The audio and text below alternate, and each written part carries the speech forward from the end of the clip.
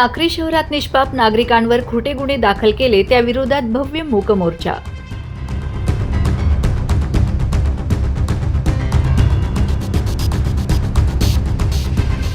साक्री शहरात काही दिवसांपूर्वी 7 फेब्रुवारी रोजी मर्डरचा गुन्हा झाल्याप्रसंगी साक्री न्यायालयात आरोपींना दाखल हजर केले होते।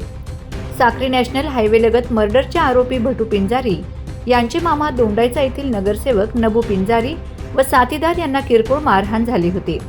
ज्या व्यक्तींनी मारहाण केली आहे त्यांच्यावर गुन्हे दाखल करा, परंतु निष्पाप असलेल्या लोकांवर गंभीर गुन्हे कलम दाखल झाले आहेत। ज्या लोकांनी तरुणांनी नगरसेवक नबू पिंजारी यांना मारहाण केलेली नाही तरीही त्यांच्यावर गुन्हे दाखल केलेले आहेत, ते खोटे त्वरित गुन्हे मागे घ्यावेत या मुख्य मागणीसाठी साक्री शहरात मूक मोर्चा काढण्यात आला होता। यावेळी सर्व जमावाने पोलीस प्रशासनाला चांगलेच धारेवर धरले होते। यावेळी एपीआय अनिल बागुल, पीएसआय प्रसाद रौंदळ, एपीआय किरण बर्गे यांनी नागरिकांची समजूत काढून आम्ही निरपेक्षपणे तपास करून फोटो किंवा व्हिडिओमध्ये मारहाण करणारे व्यक्ती असतील त्यांच्यावर कारवाई होईल, कुणावर खोटे गुन्हे चुकीचे गुन्हे दाखल होणार नाहीत असे सांगण्यात आले होते। गेल्या 2 दिवसापूर्वी दोंडाईचे नबू शेठ यांना बाहेर कोर्टाच्या बाहेर साक्रीच्या काही आपल्या मुलांनी मारहाण केली आणि निश्चित या घटनेचा आम्ही सर्वजण निषेध करतो आणि आम्ही त्याला समर्थन पण करणार। जी घटना झाली, कारण कोणाला कोणत्या कारणावरनं विनाकारण त्यांना हात लावणं हे चुकीचं, जे कायदा आपल्या हातात घ्यायला नाही पाहिजे या मताचे आम्ही पक्के। पण त्याच्यानंतर जे सोशल मीडियाला व्हायरल झाली, व्हिडिओ व्हायरल झाले, त्याच्यानंतर मग त्यांनी एक गुन्हा दाखल केला।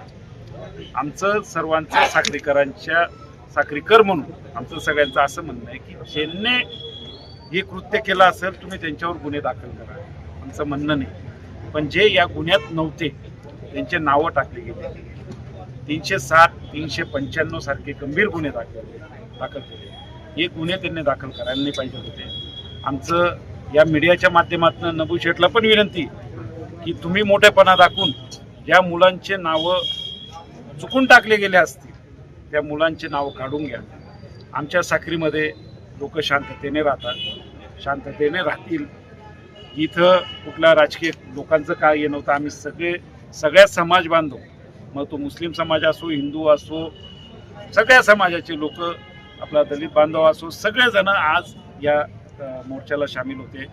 आम्ही पोलिसांना विनंती केली की सदर याची चौकशी करू, याचे गुन्हे कमी करावे आणि यांच्या जामिना लवकरात लवकर करावे, आमच्या सर्वांच्या वतीने आम्ही विनंती। घटनास्थळी गुड्डू पठाण नव्हता तरी त्यांच्यावरती गुन्हा दाखल करून अटक केलेली आहे, तर आपलं काय मत, प्रशासनाला काय सांगाय? नाही, नुसता गुड्डू पठाणच नाही, पण इतर जे अजून 3-4 नावं आहेत ते घटनास्थळी नव्हते आणि आमचं म्हणणंच ते की जे घटनास्थळी नव्हते त्यांचे नावं तुम्ही का टाकले आणि कोणाच्या दबावाखाली नाव टाकले।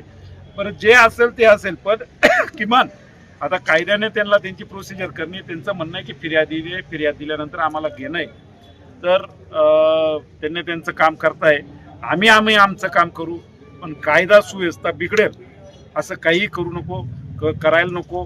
जर साक्री शहरामध्ये कायदा सुव्यवस्था जर बिघडली याला सर्वस्व प्रशासन जबाबदार राहील। कारण इथं असलेले आम्ही सर्व लोकप्रतिनिधी आम्ही विनंती केली साहेबांना की आम्हाला कायदा सुव्यवस्थेची आम्हाला चिंता आहे आणि आमच्या साक्रीत शांतता राहायला पाहिजे, यासाठी आम्ही सर्वजण एकत्र आहोत। दिनांक 11 फेब्रुवारी 2026 रोजी साक्री कोर्टाच्या बाहेर काही 7 ते 8 इसमांनी फिर्यादी यांना मारहाण केलेली होती, त्या अनुषंगाने गुन्हा दाखल होता। त्यासाठी त्याच्या निषेधार्थ आज साक्री शहरातून एक मूक मोर्चा काढण्यात आला आणि त्यांनी निवेदन दिले पोलीस स्टेशनला।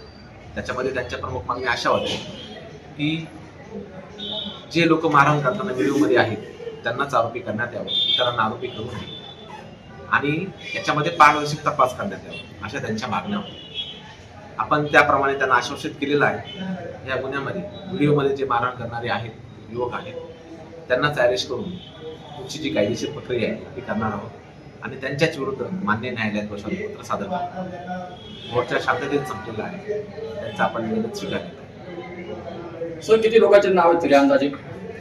या गुन्ह्यामध्ये मारहाण करताना एक 6 ते 7 तरुण दिसत आहे। एफ आर मध्ये उल्लेख देखील तसाच आहे, 6 ते 7 नावांचा उल्लेख आहे.